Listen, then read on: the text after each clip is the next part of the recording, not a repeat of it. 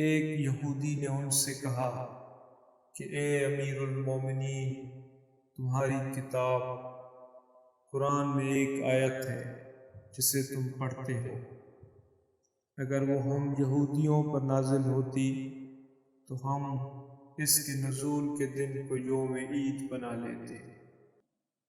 آپ نے پوچھا وہ کون سی آیت ہے؟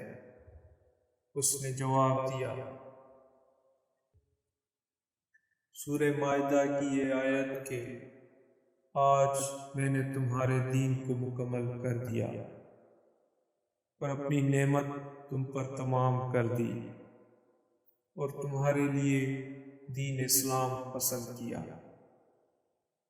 عمر رضی اللہ عنہ نے فرمایا کہ ہم اس دن اور اس مقام کو خوب جانتے ہیں۔